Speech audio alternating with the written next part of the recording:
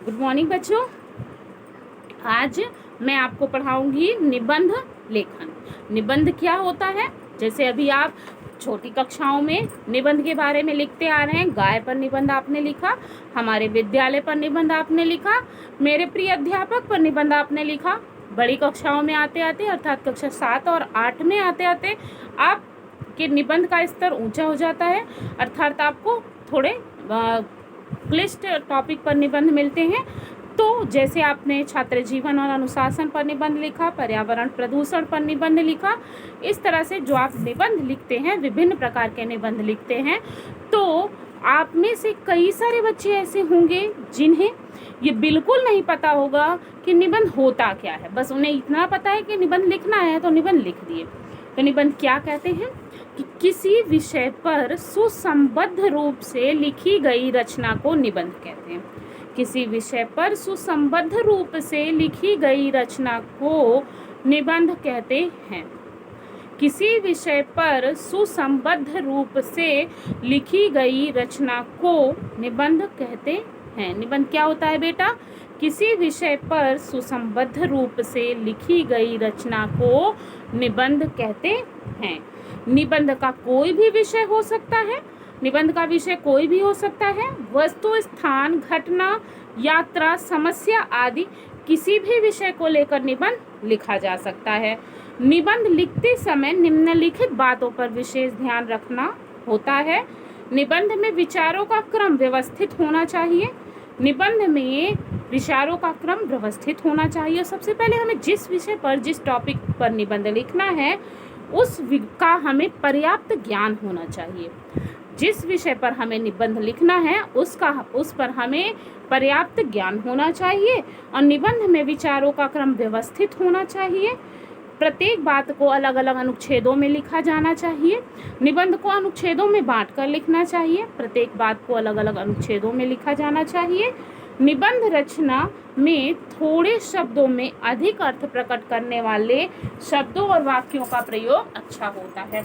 निबंध रचना में थोड़े शब्दों में अधिक अर्थ प्रकट करने वाले वाक्यों का प्रयोग क्या होता है? अच्छा होता है। बेटा देखिए, निबंध रचना में जो थोड़े शब्दों वाले वाक्य होते हैं उनका प्रयोग करना अच्छा होता है। ठीक है। इसके बाद निबंध लिखने से पहले रूपरेखा पर अच्छी तरह विचार कर लेना चाहिए। निबंध वही अच्छा होता है जिसमें अपनी बात अपने ढंग से कही जाती है। निबंध वही अच्छा होता है जिसमें अपनी बात अपने ढंग से कही जाती है। निबंध के अंग। निबंध के 3 प्रमुख अंग होते हैं। पहला प्रस्तावना। पहला क्या होता है? प्रस्तावना। यह निबंध का आरंभिक भाग होता है। इस भाग में निबंध लिखे जाने वाले विचारों का वर्णन होता है। इस भाग में, यह निबंध का आरंभिक भाग होता है, इस भाग में निबंध लिखे जाने वाले विचारों का वर्णन होता है। ठीक है। विचारों की व्यवस्था का वर्णन होता है। मध्य भाग, दूसरा भाग जो होता है, मैंने आपको पहला भाग बताया ना प्रस्तावना, जैसे आपके लिए ये निबंध है, ये है निबंध। तो निबंध के कितने भाग मैंने बताए? 3 भाग। पहला भाग क्या है? प्रस्तावना। दूसरा भाग क्या है आपका? मध्य भाग। और तीसरा क्या है? उपसंहार।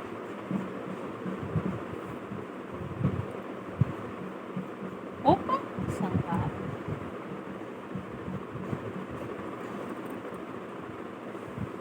तो बच्चों, प्रस्तावना अर्थात इंट्रोडक्शन। तो पहले आपको जो टॉपिक है उससे आप परिचित कराओगे। लोगों को जो निबंध पढ़ने वाले हैं उनको आप परिचित कराओगे। निबंध लिखने से पहले आप प्रस्तावना दोगे कि आखिर आप किस विषय पर निबंध लिख रहे हो, आपका विषय कैसा है। फिर दूसरा जो भाग होता है उसे कहते हैं मुख्य भाग। यह निबंध का मुख्य भाग होता है। इसमें निबंध में विषय का अच्छी तरह प्रतिपादन होता है। जो विचार प्रस्तावना में सूक्ष्म रूप से दर्शाए गए होते हैं उनकी क्रमबद्धता होनी चाहिए। अर्थात जो विचार प्रस्तावना में सूक्ष्म रूप से दर्शाए जाते हैं उनको स्पष्ट रूप से यहाँ लिखा जाना चाहिए। फिर उपसंहार क्या होता है? उपसंहार, कंक्लूजन। उपसंहार होता है निबंध के मध्य भाग में प्रस्तुत किए गए विचारों पर लेखक की स्वयं की विचारधारा को इस भाग में संक्षेप में लिखा जाना चाहिए। अर्थात निबंध में, ये संपूर्ण निबंध में जिसमें आपने प्रस्तावना लिखी, उसके मध्य भाग में स्पष्ट किया अपनी अपनी प्रस्तावना को, फिर अंत में उपसंहार में आप क्या लिखोगे, जिसे कहते हैं निष्कर्ष। आप उसमें लेखक अपने स्वयं के मनोभाव को निबंध के ऊपर अपनी धारणा को व्यक्त करेगा और उसे लिखेगा, लिख करके बताएगा कि निबंध में उस लेखक की स्वयं की क्या विचारधारा है। तो बच्चों, निबंध लिखने का तात्पर्य, जैसे मैं आपको बता रही हूँ, आप निबंध लिख रहे हो तो आप कौन हो? निबंध के लेखक हो। निबंध के कौन हो? लेखक हो। अगर आप निबंध लिखते हो तो आप निबंध के लेखक हो। तो निबंध के लेखक जो होंगे वो क्या करेंगे? लेखक की स्वयं की विचारधारा में, अर्थात आप सब जो निबंध लिखने वाले हो वही लेखक हो। यहाँ किसी राइटर को लाके मत जोड़ दीजिएगा, आप स्वयं लेखक हो और आप यहाँ अपनी विचारधारा को लिखोगे कि इस निबंध के विषय में आपकी क्या राय है जो आपने लिखा है। तो इसे, ये जो संपूर्ण निबंध है इसका सार होता है, इसका सारांश होता है, इसका निष्कर्ष भी कह सकते हैं हम, कि संपूर्ण निबंध का जो निचोड़ है, जो पूरा उसका निष्कर्ष है, उसको आप यहाँ कंक्लूजन में, उपसंहार में लिखेंगे। ठीक है। जैसे आपको प्रदूषण पर निबंध लिखना है, अगर आपको प्रदूषण पर निबंध लिखना है तो सबसे पहले आप प्रदूषण के बारे में बताएंगे कि आधुनिक वैज्ञानिक युग में प्रगति के नाम पर अनेक प्रकार से प्रदूषण मानव जीवन को प्रभावित कर रहे हैं। ज्वालामुखी प्रदूषण शब्द का निर्माण प्र और दूषण के योग से बना है, जिसका अर्थ है अधिक गंदगी होना। प्रदूषण मुख्यतः 4 प्रकार का होता है: वायु प्रदूषण, जल प्रदूषण, ध्वनि प्रदूषण व भूमि प्रदूषण। विकसित देशों में व्यापक स्तर पर उद्योग धंधों का प्रचार व प्रसार हो जा रहा है। इसी के कारण विभिन्न प्रकार की समस्याएं जन्म ले रही हैं। तो प्राकृतिक आपदाओं जैसे भूकंप, ज्वालामुखी विस्फोट और जलप्लावन, बाढ़ इत्यादि की वजह से हम प्रकृति का विद्रोह प्रतिवर्ष देख रहे हैं कि प्रकृति किस प्रकार से जनधन की हानि कर रही है। इसे हम प्रतिवर्ष देख रहे हैं और हम ये भी देख रहे हैं कि वास्तव में मानव ने प्रकृति के साथ घिनौना खेल किया है। उसने यथाशक्ति प्रकृति को नुकसान पहुंचाया है, जिसके भीषण परिणाम भी उसे भुगतने पड़े हैं। फिर आप प्रदूषण के बारे में, वायु प्रदूषण है, जल प्रदूषण है, मृदा प्रदूषण है, भूमि प्रदूषण है, तो आप उनके बारे में बताएंगे कि वायु प्रदूषण से मनुष्य के स्वास्थ्य तथा पेड़ पौधों पर बहुत बुरा प्रभाव पड़ता है। गंदी हवा में सांस लेने से फेफड़ों के रोग दिन प्रतिदिन बढ़ते जा रहे हैं। यह प्रदूषित वायु विभिन्न प्रकार के चर्म रोगों को भी जन्म देती है। लगातार चलते वाहन धुआं छोड़ते हैं। सड़कों के समीप लगे वृक्ष श्रीहीन होते जा रहे हैं। यह विषैला धुआं पेड़ों को कमजोर बनाता है, साथ ही उनके पत्ते भी पीले पड़ने लगे हैं। शहरों में वाहन तथा कारखाने धुआं तथा जहरीली गैस छोड़कर वायु को भी प्रदूषित कर रहे हैं। सीमेंट, चूना, रोड़ी बनाने की बड़ी बड़ी मशीनें कई 100 मीटर की दूरी तक की वायु को धूलयुक्त कर देती हैं। साबुन, चीनी, कपड़ा, तेल, चमड़ा आदि बनाने वाले कारखाने एक ओर तो वायु को दुर्गंधयुक्त करते हैं, साथ ही साथ उसकी चिमनियां लगातार धुआं छोड़ने की वजह से वातावरण को प्रदूषित करती हैं। बढ़ते वाहन तथा कारखाने की संख्या से ध्वनि प्रदूषण हो रहा है। इस समय वाहनों की पों पों, कारखानों का स्वर, हवाई जहाज का तेज गर्जन, रेलगाड़ियों के स्वर और लाउड स्पीकर, रेडियो, टेलीविज़न का शोर सब ओर व्याप्त रहता है।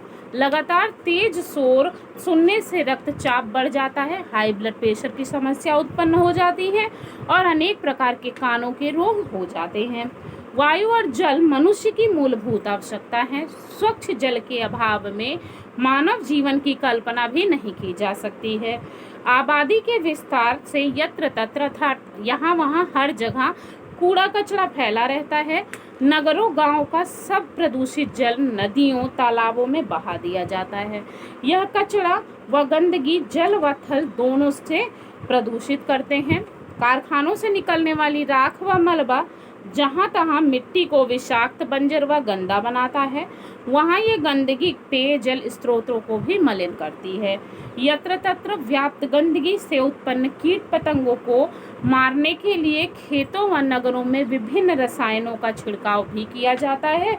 खेती में उपज बढ़ाने के लिए विभिन्न उर्वरकों का प्रयोग किया जाता है, जिससे मृदा प्रदूषित होती है, हमारी मिट्टी प्रदूषित होती है, और यह भी प्रदूषण का एक बहुत बड़ा कारण है।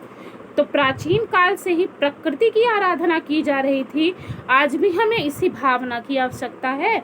जल स्रोतों को पावन स्थल समझना अर्थात उन्हें दूषित ना करना, वृक्षारोपण करना, वृक्ष लगाना, उनकी देखभाल करना, जनसंख्या पर नियंत्रण करना, ध्वनि विस्तारक यंत्रों पर अंकुश लगाना, अर्थात लाउड स्पीकर, तेज वाहन हॉर्न के प्रयोग पर को रोक लगाना, खतरनाक रसायनों का प्रयोग कम करना इत्यादि। ये सब करके, ये सब कदम उठाकर हम पुनः भूमि को हरा भरा बना सकते हैं और भविष्य पर लगे इस प्रदूषण के जैसी समस्या को दूर कर सकते हैं। तभी आधुनिक सभ्यता में हम स्वस्थ और सुखी जीवन व्यतीत कर पाएंगे। तो बच्चों, आप सबको क्या करना है, पर्यावरण प्रदूषण पर एक निबंध लिखना है और आप विभिन्न प्रकार के प्रदूषणों को चित्र के माध्यम से दर्शा करके अपनी कॉपी में ही लिखेंगे। आप चित्र बनाएंगे कि पर्यावरण प्रदूषण की जो समस्या है, ध्वनि प्रदूषण से क्या नुकसान होते हैं, वायु प्रदूषण से क्या नुकसान होते हैं और क्या कर सकते हो आप। तो आप उसे अच्छे से अच्छे रूप में करके व्यक्त कीजिएगा। तो ये आपका गृह कार्य है। मिलते हैं हम अगले वीडियो में। Thank you.